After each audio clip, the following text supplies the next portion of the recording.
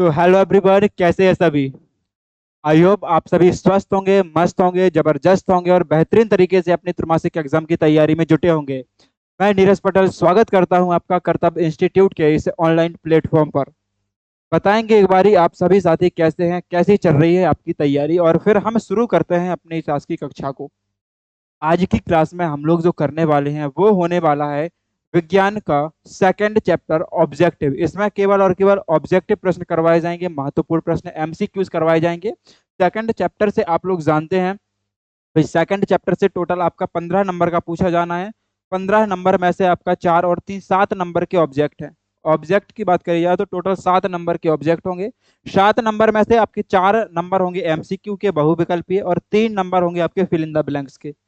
तो इस चैप्टर के अंदर केवल और केवल हम लोग बहुविकल्पीय प्रश्न और फिल इन द ब्लैंक्स यानी कि रिक्त स्थानी करेंगे। इसके अलावा हमें ज्यादा कुछ बाहर का पढ़ने की जरूरत है नहीं है। भाई जितने लोगों के पास ये ग्रुप में जुड़े हैं उनके पास ये पीडीएफ ऑलरेडी पहुंच गई होगी, तो आराम से घर पर बैठ के सॉल्व कर लेना। जिन लोगों के पास नहीं है वो ग्रुप में जुड़ जाना, उसके बाद ही पीडीएफ डाउनलोड करके सॉल्व कर लेना। जिसको आंसर चाहिए है वो यहाँ से आंसर लिख लेना, और आपको इसके आंसर की भी हम ग्रुप में प्रोवाइड करा देंगे, तो थोड़ा सा उसके लिए सब्र रखिएगा।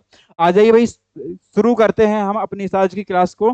और आज की जो हमारी क्लास होने वाली है आप सभी लोग जानते हैं बेहतरीन तरीके से, मजेदार तरीके से होने वाली है। और हाँ, यदि भाई आप लोगों उसमें से कोई पहली बार इस चैनल के ऊपर विजिट कर रहा है तो सब्सक्राइब कर लेना, क्योंकि इससे आपके एक सब्सक्राइब से मिलेगा क्या, हमें मोटिवेशन मिलेगा। उसके साथ ही आप लोगों को आपकी 9वीं कक्षा 10वीं कक्षा की बेहतरीन क्लासेस प्रोवाइड कराई जाएंगी, जहां से आप त्रैमासिक एग्जाम, छमाही एग्जाम और वार्षिक एग्जाम की तैयारी फ्री ऑफ कॉस्ट कर सकते हैं।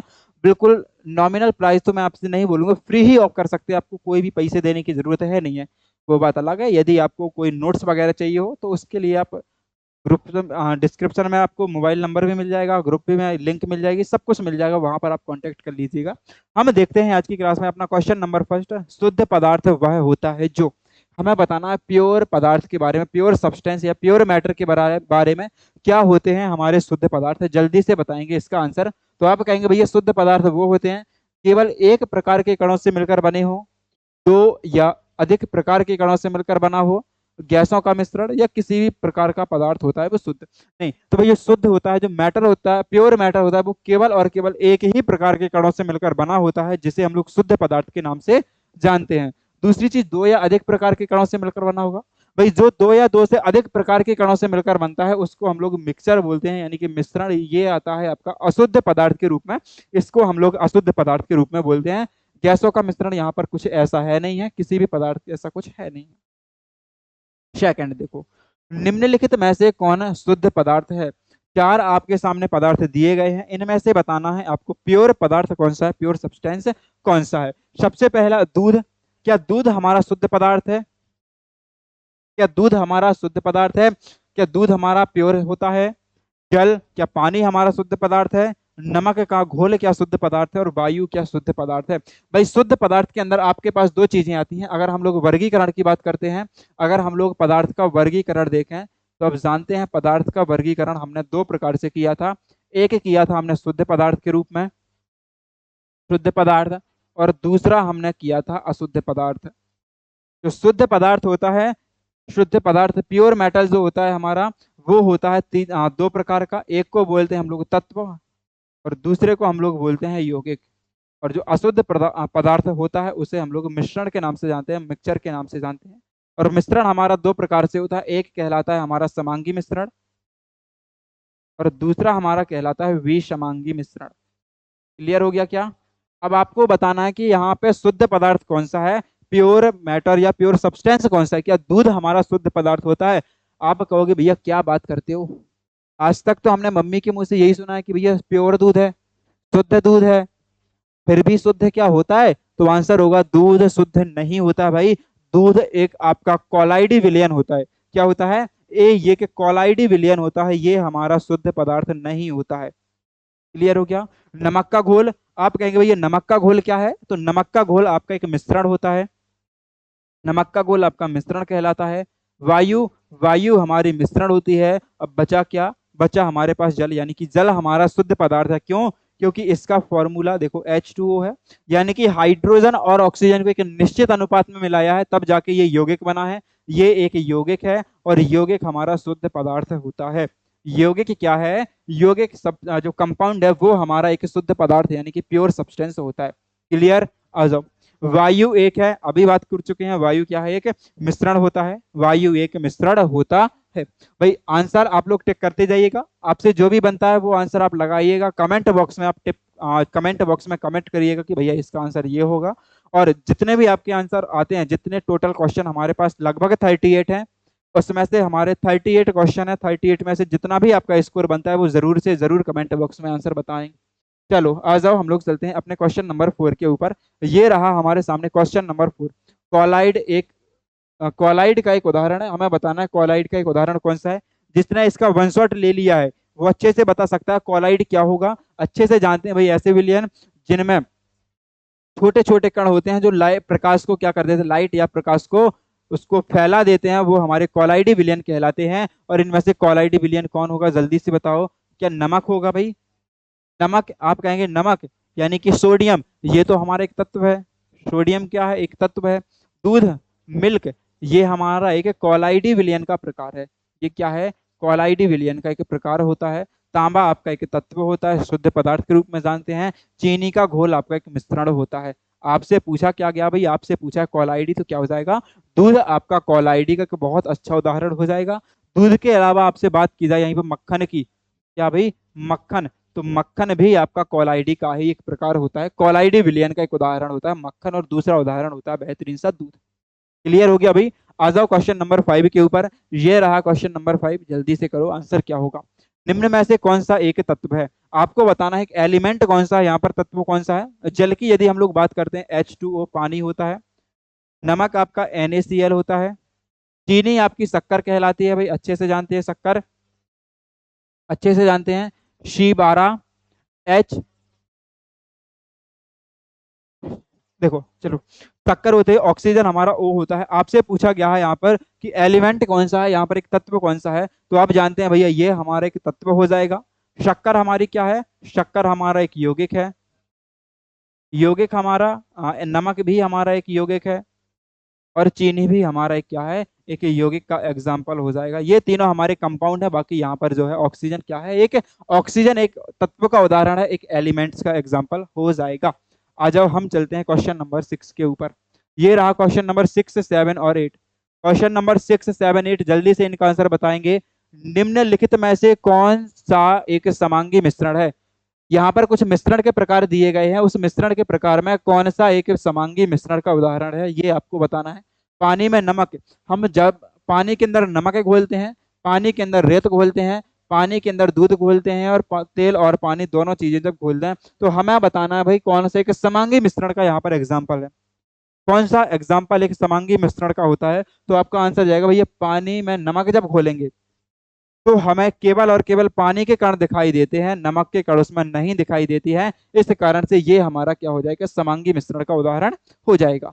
रेत और पानी, भाई पानी में जैसे ही रेत को डालते हैं, पानी के अंदर जैसे बालू को डालते हैं, तो दोनों को अलग अलग देख सकते हैं। इस कारण से जो रेत और पानी है ये हमारे को विषमांगी मिश्रण हो जाएगा। कौन सा हो जाएगा? विषमांगी मिश्रण का प्रकार हो जाएगा। तेल और पानी दोनों को अलग अलग देख सकते हैं, ये भी हमारे एक विषमांगी मिश्रण का प्रकार हो जाएगा। लेकिन दूध और पानी का जो मिश्रण है ये भी हमारे एक समांगी मिश्रण का प्रकार होता है। कैसा होता है? ये भी एक समांगी मिश्रण का प्रकार होता है। दूध में अगर पानी को मिला दें तो केवल और केवल हमें दूध के कण दिखाई देते हैं, दूध के पार्टिकल्स दिखाई देते हैं, पानी के कण नहीं दिखाई देते। इस कारण ये भी समांगी मिश्रण है और ये भी। तो इसका आंसर क्या हो जाएगा?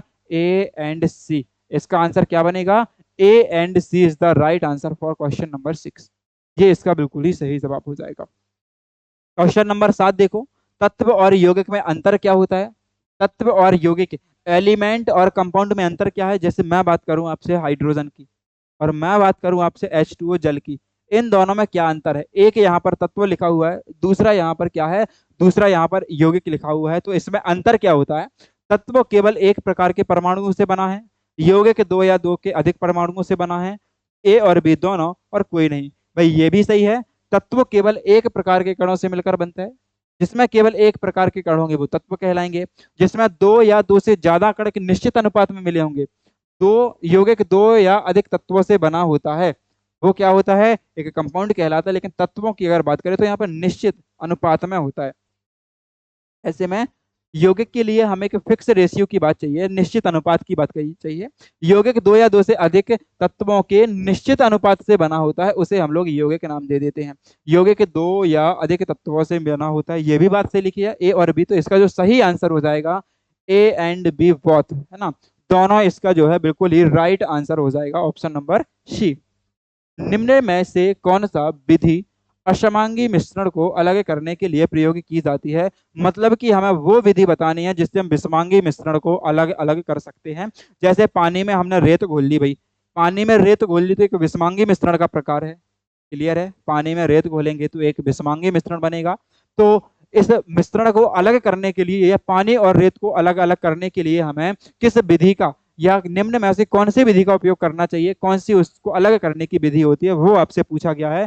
तो विषमांगी या अशमांगी मिश्रण को अलग करने की विधि देखो, निस्यंदन भी होती है, अपशिष्ट निस्तारण भी होती है, वाष्पीकरण भी होती है, और ये सभी। तो इसका आंसर जो हो जाएगा ऑल ऑफ द एबव, ये सभी इसका आंसर बिल्कुल सही हो जाएगा। वाष्पीकरण, जैसे समुद्र से जब नमक बनता है तो समुद्र से नमक बनाने की जो प्रक्रिया है, समुद्र से नमक बनाने की प्रक्रिया, जब समुद्र से भाई नमक बनता है तो वो कौन सी विधि होती है, वो वाष्पीकरण विधि के द्वारा बनाया जाता है। समुद्र से नमक किस विधि के द्वारा बनाया जाता है, तो आंसर हो जाएगा आपका वाष्पीकरण विधि। देखो होता क्या है, आपने देखा होगा कभी भी अगर आप समुद्र के किनारे घूमने गए हो तो समुद्र से हट के बड़े बड़े गहरे गहरे गड्ढे खोद दिए जाते हैं। उन बड़े बड़े गहरे गहरे गड्ढों में भैया समुद्र का निकाल के पानी भर दिया जाता है, और जब अच्छी बेहतरीन सी धूप निकलती है, तेज धूप निकलती है, तो उस पानी का हो जाता है वाष्पीकरण। पानी भाप बन के उड़ जाता है ऊपर और नीचे बचता है शेष नमक। नमक इसको बोलते हैं हम समुद्र से नमक बनाने की प्रक्रिया, और इसका जो आंसर होता है वो क्या है, वाष्पीकरण की क्रिया को बोला जाता है समुद्र से नमक बनाने की क्रिया। क्लियर हो गया। निस्यंदन क्या है, भाई कोई भी ठोस पदार्थ है तो ठोस पदार्थ को अलग करने की क्रिया हम लोग निस्यंदन बोलते हैं। अपशिष्ट निस्तारण, अपशिष्ट पदार्थों को छानने के द्वारा अगर निस्तारण किया जाए तो अपशिष्ट निस्तारण कहलाता है। इसका आंसर जो जाता है डी बिल्कुल ही सही जवाब हो जाएगा। आ जाओ चलते हैं क्वेश्चन नंबर 9 के ऊपर। ज्यादा स्पीड से तो नहीं हो रहा, एक बार ये बता देना, है ना। आ जाओ क्वेश्चन नंबर 9। तांबा एक प्रकार का है, या तांबा एक है। तांबा यानी कि कॉपर क्या है, कॉपर क्या कोई यौगिक है, कॉपर क्या यौगिक है, क्या मिश्रण है, क्या तत्व है, क्या या कॉलाइड है। तो आप कहोगे भैया तांबा लिखा हुआ है जिसके बर्तन बनाए जाते हैं, तो तांबा एक प्रकार का क्या हो जाएगा, तत्व हो जाएगा, यानी कि एलिमेंट हो जाएगा। तांबा एक तत्व है। इसका यदि कभी आपसे परमाणु क्रमांक पूछता है तो इसका परमाणु क्रमांक जो होता है वो 29 होता है। परमाणु क्रमांक 29 होगा। परमाणु भार की यदि बात की जाए तो 63.5 के समथिंग होता है इसका परमाणु भार। दूध किस प्रकार का मिश्रण है, दूध का बताना भाई किस प्रकार का मिश्रण है। दूध किस प्रकार का मिश्रण है, अभी पीछे करके आए हैं, ये एक समांगी मिश्रण होता है, क्योंकि जितने भी विलयन होंगे वो समांगी मिश्रण होंगे, और दूध जो है वो कोलाइडी विलयन का प्रकार है। तो दूध एक समांगी मिश्रण का बहुत ही बेहतरीन आंसर हो जाता है। निम्न में से किस विधि का उपयोग जल से घुले हुए नमक को अलग करने के लिए किया जाता है। अभी पीछे करके आए हैं कि इसमें जो है वाष्पीकरण आंसर हो जाएगा। जल से नमक करने की क्रिया, यानी कि समुद्र से नमक बनाने की जो क्रिया होती है उसको हम लोग क्या बोलते हैं, वाष्पीकरण बोलते हैं। क्या बोलेंगे, वाष्पीकरण बोलेंगे। तत्व और यौगिक को एक साथ मिलाकर क्या बनाया जाता है। भाई तत्व और यौगिक को हमेशा एक साथ मिलाएंगे तो मिश्रण बनेगा। जैसे कि एक तत्व हमने ले लिया, कोई भी एक तत्व ले लो, जैसे हमने ले लिया यहाँ पर गोल्ड, सोना ले लिया, और ऐसे सोने को हमने डुबा दिया काय में, HCl के अंदर। इससे जो बनेगा ये हमारा मिश्रण बन जाएगा। या ऐसे नहीं लेना है तो आपने नाम सुना होगा एक्वारेजिया, अम्लराज। जैसे ही हम सोने की क्रिया अम्लराज के साथ करवाते हैं एक्वारेजिया के साथ, या एक्वारेजिया ले लो, चलो एक्वारेजिया, एक्वारेजिया। जैसे ही हम लोग सोने की क्रिया इस एक्वारेजिया के साथ कराते हैं तो ये एक्वारेजिया इतना ज्यादा दमदार होता है कि ये सोने को भी गला लेता है, सोने को पिघला देता है। तो ये एक मिश्रण का रूप ले लेता है। इसलिए तत्व और यौगिक का मिश्रण क्या बनता है हमेशा, तत्व और यौगिक हमेशा एक रूप में आके मिश्रण का निर्माण करते हैं। दो या दो से अधिक पदार्थों का समांगी मिश्रण भाई क्या कहलाएगा, गजब। दो या दो से अधिक पदार्थों का समांगी मिश्रण क्या कहलाता है, भाई आंसर होगा आपका विलयन। क्या कहलाता है? सॉल्यूशन कहलाता है। दो या दो से अधिक पदार्थों का समांगी मिश्रण क्या होगा? विलयन कहलाता है। और विलयन के मुख्य दो घटक होते हैं। कितने घटक हुए भाई? आप कहोगे भैया विलयन के दो घटक होते हैं। कितने घटक? दो घटक। दो घटक होते हैं, कौन कौन से? मतलब विलयन दो पदार्थों से मिलकर बनता है, दो भागों से मिलकर बना होता है। एक कहलाता है आपका विलायक और दूसरा कहलाता है आपका विलेय। एक कहलाता है आपका विलायक और दूसरा क्या कहलाएगा? विलेय दूसरा भाग कहलाता है। विलायक वह पदार्थ होता है जिसमें विलयन की मात्रा अधिक होती है, उसे हम विलायक के नाम से जानते हैं। जिसमें विलायक की मात्रा अधिक होगी या जिस विलयन में जो भाग अधिक मात्रा में होता है, जिसकी संख्या ज्यादा होती है, जिसका वजन ज्यादा होता है, वो विलायक होता है। जो कम मात्रा में होता है उसे हम लोग विलेय के नाम से जानते हैं। राइट, समझ चुके होंगे आप लोग। हम चलते हैं अब अपने अगले क्वेश्चन के ऊपर। अगला क्वेश्चन हमारा होने वाला है क्वेश्चन नंबर 15। ये देखो, विलयन का वह घटक है जिसकी मात्रा दूसरे से अधिक हो। विलयन का एक ऐसा घटक है जिसकी मात्रा दूसरे वाले भाग से अधिक हो, उसको हम कहते हैं, उसको विलायक कहते हैं। क्या कहते हैं? विलायक कहते हैं। जिसकी मात्रा ज्यादा विलायक, जिसकी मात्रा कम, यहाँ पर लिख भी दूंगा, कम मात्रा। जिसकी विलयन के अंदर मात्रा कम होगी वो विलेय होगा, जिसकी मात्रा अधिक होगी वो विलायक बन जाएगा। टिंचर आयोडीन के विलयन में विलेय क्या पदार्थ है? बहुत बढ़िया। टिंचर आयोडीन का जो विलयन है, जो टिंचर आयोडीन का विलयन है, उसमें विलेय क्या है? तो भाई जवाब आएगा, विलेय हमारा आयोडीन होता है और एल्कोहल हमारा विलायक होता है। विलायक, एल्कोहल विलायक हो जाएगा और आयोडीन क्या हो जाएगा? विलेय हो जाएगा। क्या इतनी चीज आपको समझ में आई? भाई जल्दी जल्दी कर लेंगे, ज्यादा टाइम आपका इसमें हम लोग लेने वाले हैं नहीं। बाकी जो भी आपको समस्या आ रही है, आंसर वगैरह आप लोग कमेंट बॉक्स में जल्दी जल्दी छापते हुए चलेंगे कि भैया इसका आंसर ये है, इसके आंसर ये है, जल्दी से आते चलेंगे। सोडा जल विलयन में विलय का होता है। सोडा जल, सोडा जल विलयन में विलय क्या चीज होती है? जो सोडा वाटर होता है उसमें विलय होती है CO2। सोडा वाटर में क्या विलय होती है? तो सोडा वाटर में विलय हो जाएगा हमारा CO2, कार्बन डाइऑक्साइड, उसमें हमारा विलय होती है। क्या ये चीज आपको समझ में आई? CO2 हमारा इसके अंदर क्या हो जाएगा? विलय हो जाएगा। आ जाओ, हम चलते हैं एक अगले क्वेश्चन के ऊपर। ये रहा हमारे सामने अगला क्वेश्चन। वायु एक विलयन है। कैसा विलयन है भाई? वायु में किन किन चीजों को हमने घोला है? तो आप जानते हैं वायु हवाओं का मिश्रण कहलाता है। गैसों का मिश्रण जो है उसके हम लोग हवा, या उसको हम लोग वायु के नाम से जानते हैं। गैसों का मिश्रण हमारा वायु कहलाता है। हवा के अंदर या वायु के अंदर हमें अकेली और अकेली गैसें मिलती हैं जिसको हम लोग वायु नाम देते हैं। इस कारण हवा क्या है? वायु का मिश्रण हो जाएगा। जल्दी से मुझे बता देंगे इन 18 MCQs में से आपके कितने सही हुए? जल्दी से सभी लोग अपना स्कोर बताएंगे। इन 18 MCQs में से, 18 बहुविकल्पीय प्रश्नों में से आपके कितने आंसर सही हुए हैं? जल्दी से आंसर अपना कमेंट करेंगे, फिर हम लोग बढ़ते हैं फिल इन द ब्लैंक्स की ओर। भाई जल्दी जल्दी आंसर बता देंगे। हमने 1 मिनट के रेट से 18 मिनट में 18 क्वेश्चनों को सॉल्व कर लिया है ना। आ जाओ हम चलते हैं अपने रिक्त स्थान या फिल इन द ब्लैंक्स के ऊपर। आ जाओ, जल्दी से इनका आंसर कमेंट करके बताते चलो आप। जितनी जल्दी आप लोग आंसर बताते चलेंगे उतना जल्दी आपका होता चला जाएगा। ज्यादा परेशान मत होना। वायु एक मिश्रण है भाई। वायु एक कैसा है? आप कहेंगे भैया वायु एक समांगी मिश्रण होता है। कौन सा मिश्रण होता है? समांगी मिश्रण होता है, क्योंकि इसमें एक गैस अगर मिल जाए तो दूसरी गैस हमें दिखाई नहीं देती है। रेत और जल का मिश्रण एक विषमांगी मिश्रण होता है। पहले ही कर चुके हैं, रेत और जल का मिश्रण एक विषमांगी मिश्रण कहलाता है। किसी मिश्रण से ठोस को अलग करने के लिए, भाई मिश्रण से आपको क्या करना है? आपको मिश्रण के अंदर से ठोस पदार्थ को अलग करना है के लिए विधि का उपयोग किया जाता है। मिश्रण से ठोस पदार्थ को अलग करने के लिए किस विधि का उपयोग करते हैं? तो भाई चाहो तो आप यहाँ पर निस्यंदन विधि का उपयोग कर लो, चाहो तो आप लोग बाष्पीकरण विधि का उपयोग कर लो। तो हम यहाँ पर ले लेंगे निस्यंदन विधि का। ठीक है जी, निस्यंदन विधि का उपयोग किया जाता है। एक शुद्ध पदार्थ है जो केवल और हाइड्रोजन और ऑक्सीजन से मिलकर बनता है। क्वेश्चन आपसे कहता है कि खाली स्थान एक शुद्ध पदार्थ है जो हाइड्रोजन और ऑक्सीजन से मिलकर बना होता है। आपको एक ऐसा पदार्थ ढूंढना है जो हाइड्रोजन और ऑक्सीजन से मिलकर बना होगा। आप कहेंगे भैया H2O। H2O यानी कि जल एक ऐसा शुद्ध पदार्थ है जो हाइड्रोजन और ऑक्सीजन से मिलकर बना होता है। क्लियर? दूध एक प्रकार का मिश्रण है, तो दूध एक प्रकार का कोलाइडी मिश्रण है। कैसा मिश्रण है? पहले ही पढ़ चुके हैं, ये एक प्रकार का कोलाइडी मिश्रण हो जाता है। किसी विलयन से घुले हुए ठोस को अलग करने के लिए भाई द्रवीकरण या वाष्पीकरण का उपयोग किया जाता है। यानी कि जैसे समुद्र का पानी है, विलयन है, विलयन है ना, वाष्पीकरण। इस विलयन से हमें नमक को अलग करना है, ठोस को अलग करना है, तो कौन सी विधि यूज करेंगे? हम लोग वाष्पीकरण की विधि का उपयोग कर लेंगे। नमक और जल मिलकर एक मिश्रण बनाते हैं जो कि एक समांगी मिश्रण का प्रकार होता है, होमोजीनियस मिक्सचर होता है। तत्व केवल एक ही प्रकार के कणों से मिलकर बना होता है। तत्व वो होता है जो एक प्रकार के कणों से मिलकर बनता है जिसके सभी कण एक जैसे होते हैं, गुणों में एक जैसी समानता प्रदर्शित करते हैं।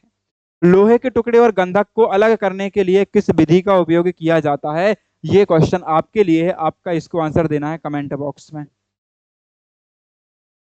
जल्दी से इसका आंसर दे देना। क्या इसका आंसर हो जाएगा? क्वेश्चन नंबर 9 का आंसर क्या होने वाला है?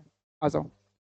देखो क्वेश्चन नंबर 10, जल का क्वथनांक, भाई पिछले भी चैप्टर में ये हम लोगों ने किया था, 100 डिग्री सेल्सियस होता है। तेल और जल को अलग करने के लिए, तेल और जल को अलग करने के लिए किस विधि का उपयोग करते हैं? तो यहाँ पर दोनों को अलग करना है तो पृथक्करण। कौन सी? पृथक्कारी कीप या पृथक्करण विधि का उपयोग किया जाता है।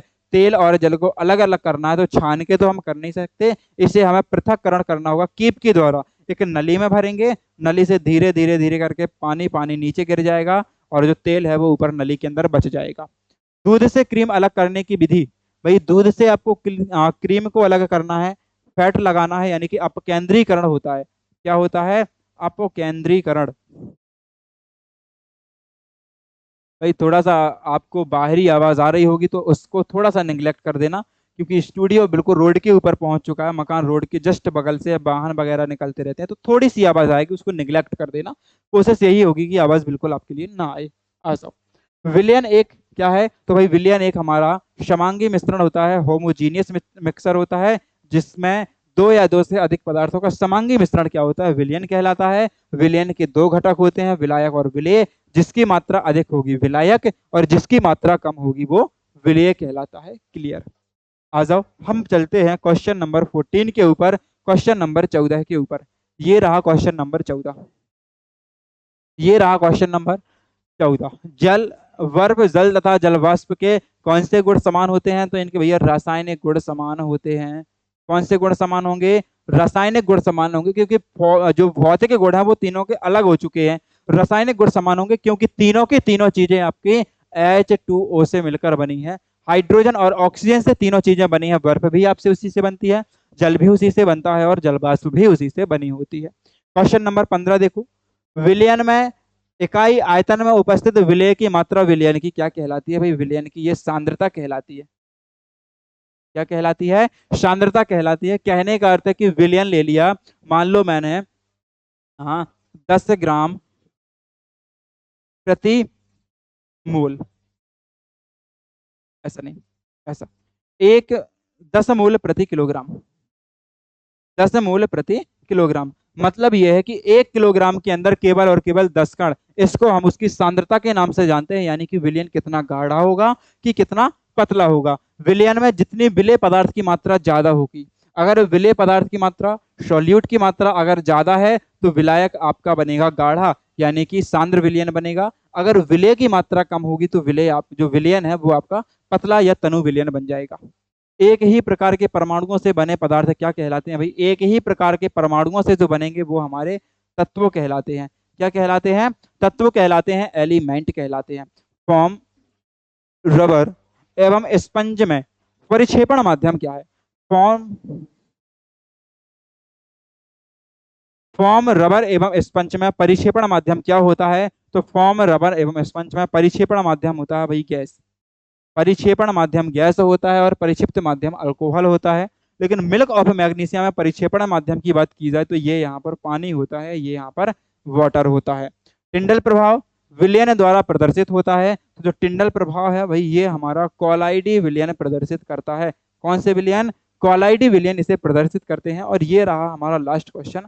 धातु होते हुए भी कमरे के तापमान पर द्रव पदार्थ कौन सा है? यानी कि एक ऐसा पदार्थ जो धातु भी है लेकिन कमरे के ताप पर द्रव है। कहने का अर्थ ये है कि जो तुम्हारे घर में सोना है, जो तुम्हारे घर में चांदी है, वो एक प्रकार की धातु है, एक प्रकार का मेटल है, लेकिन वो ठोस है। लेकिन एक धातु, एक पदार्थ आपके पास ऐसा है जो कमरे के तापमान पर यदि हम उसे खुले कमरे में छोड़ दें तो वो द्रव अवस्था में पाया जाता है, पानी जैसा पाया जाता है। इसको हम लोग बोलते हैं Hg, मतलब कि पारा, या इसी का अन्य नाम होता है मरकरी। जो इसका उपयोग भाई थर्मामीटर में किया जाता है। कहाँ किया जाता है इसका उपयोग? अरे थर्मामीटर देखा जो डॉक्टर के पास होता है, इसका उपयोग डॉक्टरी थर्मामीटर में किया जाता है। डॉक्टरी थर्मामीटर में किया जाता है। जो डॉक्टरी का थर्मामीटर होता है उसमें नीचे लगा होता है, जिसे तुम्हारी शुद्ध भाषा में आला बोलते हैं। क्या बोलते हैं? आला बोलते हैं। काले कलर का होता है। ये हमारा मरकरी यानी कि Hg यानी कि पारा कहलाता है। बताओ ये टोटल 20 हो गए। 18 में से आपका स्कोर क्या था एक बार ये भी बता देंगे। 20 में से आपका स्कोर क्या है ये भी बता देंगे। और जिसको ये नहीं बताना है तो टोटल 38 में से आपका स्कोर क्या हो गया ये एक बार बता दो, और फिर हमारा जो है आज का सेशन यहीं पर हम लोग खत्म करते हैं। भाई जल्दी से आपका ये आंसर आ जाना चाहिए। कितने आप लोगों ने इतने में से अटेम्प्ट किए? 38 में से आपके टोटल कितने क्वेश्चन अटेम्प्ट किए? क्या आप इस चैप्टर के 7 ऑब्जेक्ट में से पूरे 7 ऑब्जेक्ट करने के लायक हैं? क्या आप 7 में से 7 को फोड़ सकते हैं? तो बधाई हो, आप अपने अग्रिम रिजल्ट की ओर अग्रसित हो रहे हैं। तो भाई मिलते हैं एक इसी प्रकार की एक अगली क्लास में। तब तक के लिए आप सभी को धन्यवाद।